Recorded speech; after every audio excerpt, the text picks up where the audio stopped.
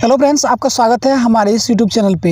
आज की इस वीडियो में हम एडुटेरिया सेट नंबर 8 देखने का प्रयास करेंगे। हमने इसका पीडीएफ हमारे टेलीग्राम चैनल पे उपलब्ध करवा दिया है। अगर आपने नहीं देखा है तो वहाँ से आप पहले सॉल्व कर ले, उसके बाद आप यहाँ पे आंसर मैच कर पाएंगे। शुरू करते हैं बिना समय के बर्बादी के। प्रश्न के साथ चलते हैं और कुछ प्रश्न में इसमें टिक आउट किया गया है 10 प्रश्न में, उसके बाद वैसे प्रश्न किए गए हैं। तो जैसे कि पहला प्रश्न है कि मुख्यमंत्री सक्षम सुपोषण योजना की शुरुआत किस राज्य के द्वारा किया गया। तो ये उत्तर प्रदेश के द्वारा किया गया। करंट अफेयर्स का प्रश्न में होगा पहले 25, उसके बाद हम जीके के पोर्शन को देखेंगे। दूसरा प्रश्न है कि ऑर्गेनिक घोषित होने वाला भारत का पहला केंद्र शासित कौन बना है। 100% ऑर्गेनिक हो गया है लक्षद्वीप, और लक्षद्वीप ने इसके लिए सिक्किम के साथ समझौता किया है और सिक्किम भारत का पहला शहर बना। सिक्किम जो है भारत का पहला राज्य है जहाँ की जो 100% ऑर्गेनिक हो गया वर्ष 2016 में। विश्व धरोहर घोषित होने वाला भारत का 39वां स्थल कौन सा है। तो भारत का 39वां स्थल है रामप्पा मंदिर, जबकि 40वां स्थल है धौलावीरा। बजट 2021-22 में राष्ट्रीय शिक्षा मिशन हेतु कितनी राशि आवंटित की गई है। तो ये 34,300 करोड़ रुपए दिया गया है राष्ट्रीय शिक्षा मिशन के लिए। नेक्स्ट प्रश्न देखें, एस्टोनिया की पहली महिला प्रधानमंत्री कौन बनी। तो काजा क्लास बनी है एस्टोनिया की पहली महिला प्रधानमंत्री। एस्टोनिया की राजधानी कहाँ है, तल्लीन। भारत सरकार ने स्वेज नहर की समस्या से निपटने हेतु कितनी सूत्रीय योजना बनाई है। तो इसके लिए भारत सरकार ने 4 सूत्रीय योजना बनाई है। आपको पता होना चाहिए स्वेज नहर के बारे में कुछ और फैक्ट भी, क्योंकि स्वेज नहर जो है 1854 में बनना प्रारंभ हुआ और सन 1869 में बनकर तैयार हो गया। स्वेज नहर की लंबाई जो है 168 किलोमीटर है और सन 1956 में स्वेज नहर का मिस्र के द्वारा राष्ट्रीयकरण कर लिया गया। भारत की अर्थव्यवस्था को $5 ट्रिलियन की अर्थव्यवस्था बनाने का लक्ष्य कब तक रखा गया है। तो वर्ष 2025 तक भारत को $5 ट्रिलियन की अर्थव्यवस्था बनाने का लक्ष्य रखा गया है। नेक्स्ट प्रश्न देखें, विश्व पृथ्वी दिवस 2021 का थीम क्या था। तो इसका थीम रहा रिस्टोर आवर अर्थ, और पृथ्वी दिवस मनाया जाता है 22 अप्रैल को। नेक्स्ट प्रश्न देखें, 14वां इंडियन प्रीमियर लीग 2021 का विजेता कौन रहा। तो इसमें जो विजेता रहा ये कौन रहा, चेन्नई सुपर किंग्स, और उप विजेता कौन रहे, चेन्नई सुपर किंग्स तो विजेता रहे और कोलकाता नाइट राइडर्स उप विजेता रहे। वर्ष 2024 में 33वां ओलंपिक का आयोजन कहाँ किया जाएगा। तो 2020 में जो ओलंपिक होना था हुआ नहीं, 2021 में टोक्यो जापान में हुआ। 33वां ओलंपिक जो 2024 में हो जाएगा ये हो जाएगा अमेरिका। 33वां हो जाएगा आपको कहाँ, तो ये पेरिस फ्रांस में। 34वां कहाँ होगा, अमेरिका के लॉस एंजल्स में। 35वां पूछा जाएगा तो ऑस्ट्रेलिया में। 36वां अपने देश भारत में 2036 में होगा। किस देश के वैज्ञानिकों ने हाल ही में पृथ्वी से बड़े एक सुपर अर्थ की खोज की है। तो ये न्यूजीलैंड के वैज्ञानिकों ने एक सुपर अर्थ की खोज की है। नेक्स्ट प्रश्न देखें, स्टील अथॉरिटी ऑफ इंडिया ने किस राज्य में गैस से इथेनॉल संयंत्र लगाने की घोषणा की है। तो ये क्या है, महाराष्ट्र में। और यहाँ पर आप याद रखेंगे भेल का स्थापना 1964 में हुआ, सेल का 1974 में और गेल का 1984 में। तो सेल का स्थापना 1974-75 में हुआ था। महिला एवं बाल विकास मंत्रालय द्वारा किस माह को पोषण माह मनाने का निर्णय लिया गया है। तो 1 सितंबर से 7 सितंबर के बीच पोषण सप्ताह मनाया गया सितंबर में। तो ऑप्शन नंबर बी सही हो जाएगा। हाल ही के दिनों में किस देश में मंकी बी वायरस का मामला सामने आया है। तो ये चीन में आया है। इधर तो फादर ऑफ ऑल वायरस का नाम दे देना चाहिए चीन को। चलिए हम लोग दे देते हैं नाम। नेक्स्ट प्रश्न देखें, इकोनॉमिस्ट गांधी के लेखक कौन है। तो इकोनॉमिस्ट गांधी के लेखक कौन है, जयतीर्थ राव है। यह हाल ही में प्रकाशित की गई पुस्तक है। किस राज्य सरकार के द्वारा आकांक्षा पोर्टल शुरुआत किया गया है। तो ये कर्नाटक के द्वारा आकांक्षा पोर्टल की शुरुआत की गई है। नेक्स्ट प्रश्न देखें, स्वच्छता सर्वेक्षण रिपोर्ट 2021 के अनुसार सबसे स्वच्छ शहर कौन सा है। तो ये लगातार जो है इंदौर ही बन रहा है, तो इस बार भी इंदौर ही है।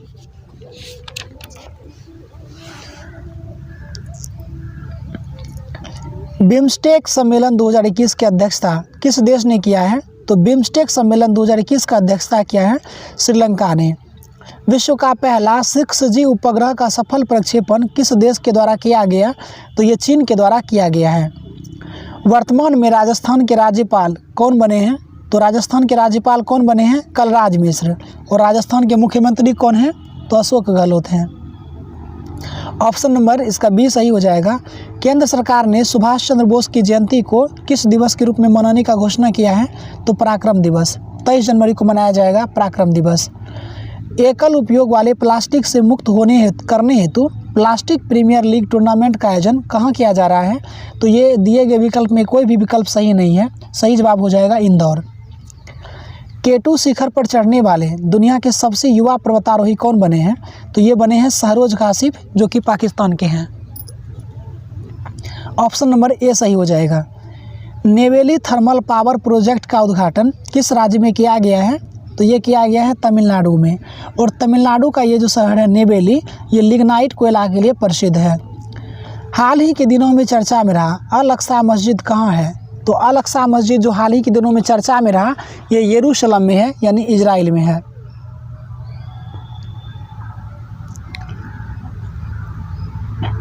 नेक्स्ट क्वेश्चन देखिए कि ये मैथ का प्रश्न है। मैथ के प्रश्न का आप इसका स्वयं ही उत्तर देखते जाएं। इसका हम केवल इसका आंसर बता देते हैं। 26 का जो आंसर हो जाएगा ये 20% हो जाएगा। ऑप्शन नंबर ए सही हो जाएगा।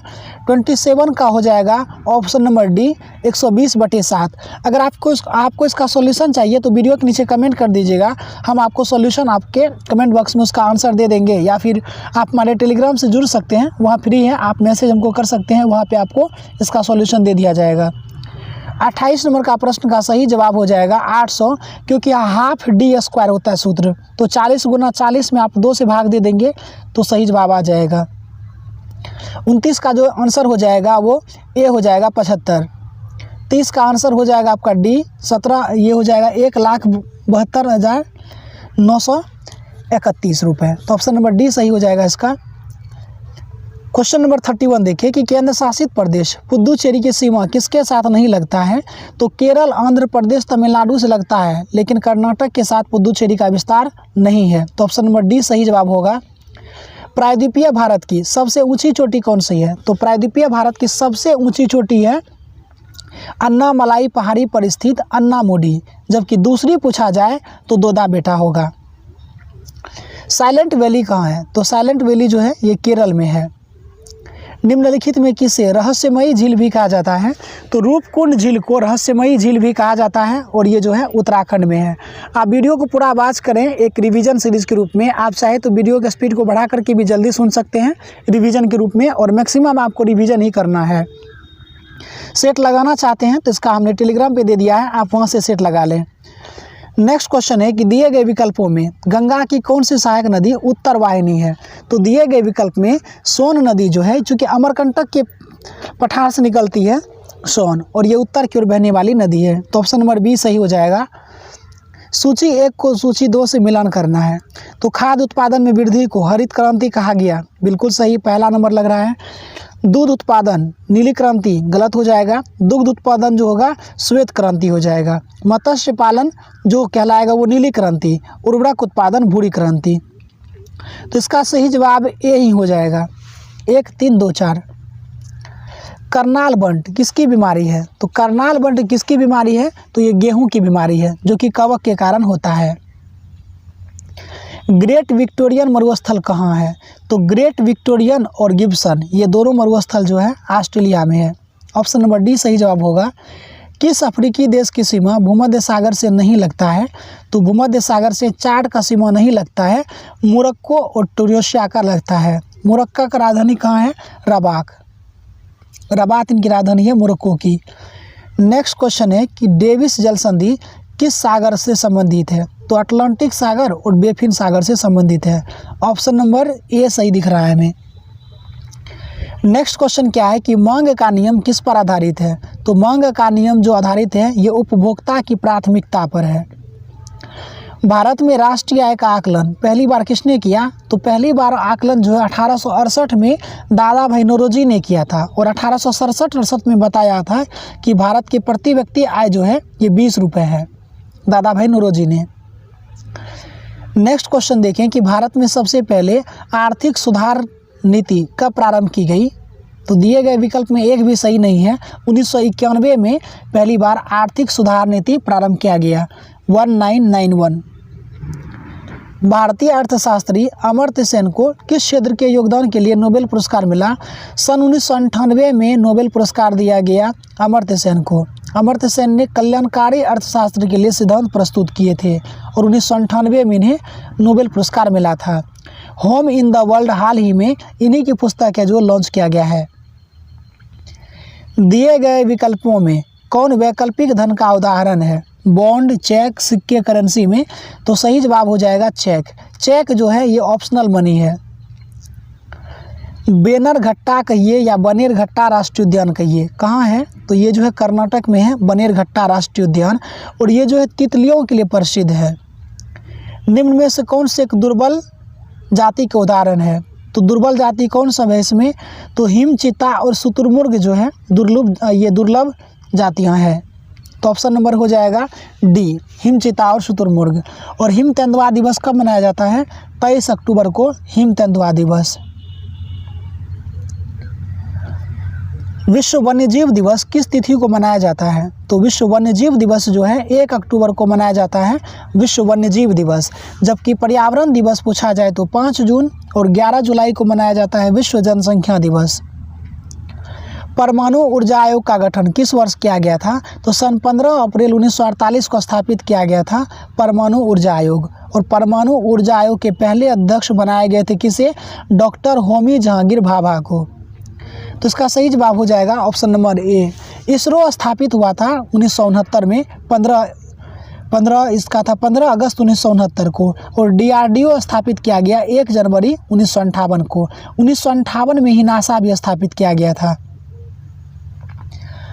वर्ष 1986 में रेडियोधर्मी प्रदूषण चेरनोबिल दुर्घटना किस में देश में हुआ? तो ये जो चेरनोबिल दुर्घटना जो हुआ था ये 1986 में हुआ और यूक्रेन में हुआ। काफ़ी इंपॉर्टेंट प्रश्न है और ये कई बार एग्जाम में पूछा गया प्रश्न है। नेक्स्ट प्रश्न देखें कि जब किसी माध्यम में ताप बढ़ता है तो उस माध्यम में प्रकाश के वेग पर क्या प्रभाव पड़ेगा? तो प्रकाश के वेग पे कोई प्रभाव नहीं पड़ता है, लेकिन माध्यम में तापमान के बढ़ने से ध्वनि के वेग में परिवर्तन होता है। अगर माध्यम के तापमान में 1 डिग्री सेंटीग्रेड बढ़ोतरी हो जाए तो ध्वनि के वेग में 0.61 मीटर पर सेकेंड बढ़ोतरी होती है। तो इसका सही जवाब हो जाएगा ऑप्शन नंबर सी। डायनेमो वह यंत्र है जो बदलता है। तो हमने पहले भी कई बार करवा दिया है। डायनेमो अगर आप लिखते हैं तो इसमें आप ऐसे लिखेंगे, अंत में OMO आएगा। तो M फॉर मशीन कर लेंगे, E को घुमा करके ऐसे कर दिए। तो मशीनी ऊर्जा को इलेक्ट्रिक ऊर्जा में करता है डायनेमो चेंज, मतलब कि यांत्रिक ऊर्जा को विद्युत ऊर्जा में परिवर्तित करता है डायनेमो। तो ऑप्शन नंबर ए सही जवाब हो जाएगा। नेक्स्ट क्वेश्चन है कि जब कोई वस्तु को पानी में डुबाई जाती है तो उसके भार में कमी किसके बराबर होता है? तो उसके द्वारा हटाए गए द्रव के मात्रा के बराबर। ऑप्शन नंबर बी सही जवाब होगा। गतिज ऊर्जा यानी कि काइनेटिक एनर्जी का सूत्र क्या है? तो हाफ mv² होता है, काइनेटिक एनर्जी का सूत्र होता है। तो ऑप्शन नंबर सी सही जवाब होगा। पृष्ठ तनाव का मात्रक क्या है? तो दिए गए विकल्प में पृष्ठ तनाव का मात्रक क्या होता है? तो न्यूटन प्रति मीटर होता है पृष्ठ तनाव का मात्रक। दाब का मात्रक होता है न्यूटन प्रति मीटर स्क्वायर दाब का। निम्नलिखित में फास्फोरस का अयस्क क्या नहीं है?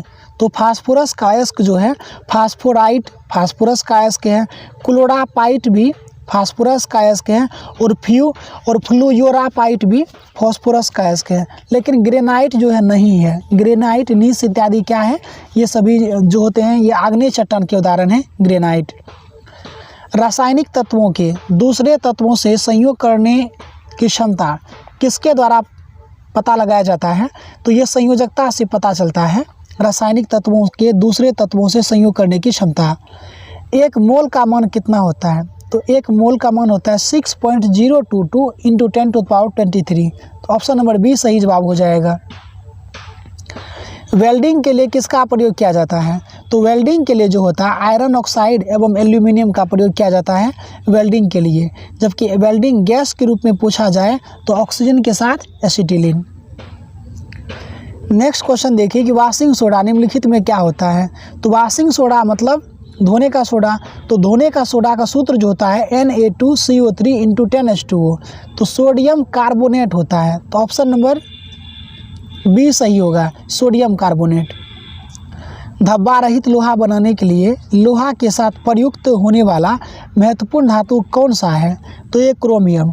धब्बा रहित या जंग रहित पूछा जाए लोहा बनाने के लिए किसका प्रयोग किया जाता है? तो क्रोमियम का प्रयोग किया जाता है धब्बा रहित या जंग रहित लोहा बनाने के लिए। सोडियम क्लोराइड में उपस्थित कौन सी अशुद्धता नमी सोखती है? तो सोडियम क्लोराइड में जो कौन सी अशुद्धता के कारण नमी सोख लेती है? तो ये मैग्नीशियम क्लोराइड। एक घोल किसका कोलाइडी विलयन होता है? घोल जो कोलाइडी विलयन होता है ये द्रव में द्रव का। ऑप्शन नंबर ए सही दिख रहा है। नेक्स्ट प्रश्न देखें कि हाइपरटेंशन शब्द किसके लिए प्रयोग किया जाता है? तो हाइपरटेंशन जो होता है ये बताता है रक्तचाप बढ़ने के लिए। तो रक्तचाप बढ़ने के लिए ऑप्शन नंबर डी सही होगा। आपको पता होना चाहिए कि एक सामान्य मानव में जो रक्तचाप होता है 120/80 mmHg होता है। 120 को सिस्टोलिक कहते हैं और 80 को डिस्टोलिक कहा जाता है, डायस्टोलिक। नेक्स्ट प्रश्न देखें कि अल्जाइमर से मानव शरीर का कौन सा भाग प्रभावित होता है? तो अल्जाइमर से मानव का मस्तिष्क प्रभावित होता है। अल्जाइमर से मानव मस्तिष्क का कौन सा अंग निगलने और उगलने का नियामक केंद्र है? तो मानव मस्तिष्क का मेडुला ऑब्लांगेटा जो है ये निगलने उगलने का काम करता है, मतलब इस पे नियंत्रण रखने का काम करता है मेडुला ऑब्लांगेटा। वीडियो को पूरा आवाज़ करिए और काफ़ी रिवीजन हो पाएगा। हम रिवीजन के लिए ही इस वीडियो को लाने का मेरा मेन उद्देश्य है। मेरा उद्देश्य आपका टाइम बर्बाद नहीं करवाना है, इसीलिए हम किसी भी प्रकार का अनावश्यक बातें नहीं कर रहे हैं वीडियो के दौरान। जोड़ पर यूरिक एसिड क्रिस्टलों का एकत्र होने को क्या कहेंगे? तो गठिया कहते हैं। अगर जोड़ पर यूरिक एसिड क्रिस्टल का जमा हो जाता है तो इसको गठिया कहते हैं। गठिया का ही अन्य नाम गाउट भी है। गाउट रोग पूछा जाए क्या है? तो ये गठिया ही है। रक्त में श्वेत कणों का मुख्य प्रयोजन क्या है? तो रक्त में श्वेत रक्त कण का जो काम होता है हमारे शरीर में संरक्षण पैदा करना, तो संक्रमण से संघर्ष करना जो है ये WBC का काम है। तो ऑप्शन नंबर बी सही हो जाएगा। लाइकेन में प्रजनन किस प्रकार होता है? तो लाइकेन में प्रजनन तीनों प्रकार से होता है, लैंगिक, अलैंगिक और कायिक। निम्नलिखित में कौन मालवेसी कुल का पौधा नहीं है? तो मालवेसी कुल का पौधा तो कपास, सरसों, भिंडी, गुड़हल में जो बताना है। तो सरसों जो है ये जो सरसों अगर पूछा जाए तो सरसों, सलजम, मूली ये सभी जो है क्रूसीफेरी का है, लेकिन कपास, भिंडी और गुड़हल जो है ये मालवेसी कुल का है। तो सरसों हो जाएगा क्रूसीफेरी का। नारियल के खाने योग्य भाग क्या कहलाएगा? तो नारियल का जो खाने योग्य भाग होता है ये भ्रूणपोष है। आम में पूछा जाए तो मध्य फूल भत्ती हो जाता है। आम का खाने योग्य भाग होता है मध्य फल भित्ति। बीज पत्र की बात करेंगे तो चना, मूंगफली में बीज पत्र खाया जाता है। मांसल पुष्पासन खाया जाता है सेब और नाशपाती में। नेक्स्ट प्रश्न देखें, निम्नलिखित में से लोदी राजवंश के संस्थापक कौन थे? तो लोदी वंश के जो संस्थापक थे बहलोल लोदी थे। और अगर बात करें हम सिकंदर लोदी की तो सन 1504 में आगरा नगर को स्थापित किया सिकंदर लोदी ने। दिल्ली के किस सुल्तान ने तुर्कान-ए-चिहलगानी का गठन किया था? तो तुर्कान-ए-चिहलगानी का जो गठन किया था ये इल्तुतमिश ने, लेकिन तुर्कान-ए-चिहलगानी का जो विघटन किया ये बलबन ने किया था। मध्ययुगीन महाकाव्य पद्मावत किसने लिखा? तो सन 1540 ईस्वी में मलिक मोहम्मद जैसी ने पद्मावत की रचना की और ये शेर शाह के समकालीन थे। दिल्ली में हुमायूं का मकबरा किसने बनवाया? हाजी बेगम। तो यहाँ से दो प्रश्न अलग अलग हो जाएंगे कि हुमायूं का मकबरा कहाँ है? दिल्ली में, और बनवाया कौन? हाजी बेगम ने। विजयनगर राजाओं ने निम्नलिखित में किस देवता के नाम पर शासन किया? तो विजयनगर राजाओं ने विरूपाक्ष के नाम पर शासन किया। और आपको पता होना चाहिए कि विजयनगर साम्राज्य की स्थापना सन 1336 में किया गया था हरिहर और बुक्का के द्वारा। विदेशी यात्री डायमिकस डायमिकस किसके दरबार में आए थे? तो डायमिकस के बारे में आपको पता होना चाहिए, क्योंकि ये मौर्य काल में आए थे डायमिकस। तो ये एंटियोकस के राजदूत के रूप में आए थे और ये डायमिकस आए थे बिंदुसार के दरबार में। बिंदुसार ऑप्शन नंबर सी होगा, न कि बिंबिसार। बिंबिसार हर्यक वंश के शासक थे, जबकि बिंदुसार मौर्य वंश के शासक थे। अशोक भी मौर्य वंश के ही शासक थे, जो कि बिंदुसार के पुत्र थे। अशोक चंद्रगुप्त मौर्य के पौत्र थे, पोता। गुप्त काल में सर्वाधिक महत्वपूर्ण व्यापारी केंद्र कौन था? तो गुप्त काल में जो सबसे महत्वपूर्ण व्यापार का केंद्र था ये उज्जैन था। और क्वेश्चन यहाँ से पूछा जाता है, नगरों का क्रमिक पतन किस काल की विशेषता थी? तो ये गुप्त काल की। अगर ये पूछा जाए कि बाल विवाह प्रथा का प्रचलन किस काल में अधिक हो गया, तो ये हो गया था आकर के गुप्त काल में। नेक्स्ट प्रश्न देखिए कि एलोरा का प्रसिद्ध कैलाश मंदिर का निर्माण किसने करवाया? तो ये कृष्ण प्रथम ने करवाया था कैलाशनाथ मंदिर का निर्माण, जो कि राष्ट्रकूट वंश के शासक थे। राष्ट्रकूट वंश के संस्थापक पूछा जाए तो ये दंती दुर्ग थे। भारत का व्यापारिक संबंध सबसे पहले किस यूरोपीय देश के साथ स्थापित हुआ? तो भारत के साथ जो व्यापारिक संबंध सबसे पहले स्थापित हुआ पुर्तगाल के साथ, क्योंकि 1498 में सबसे पहले कौन आए थे भारत? वास्को डी गामा आए थे। और उनका स्वागत किसने किया था? राजा जमोरिन ने। और किस तट पे सबसे पहले उतरे? कालीकट के तट पर, न कि पुलिकट। नेक्स्ट प्रश्न देखिए, निम्नलिखित में से भारत का प्रथम वायसराय कौन था? तो भारत का प्रथम वायसराय और अंतिम गवर्नर जनरल कौन थे?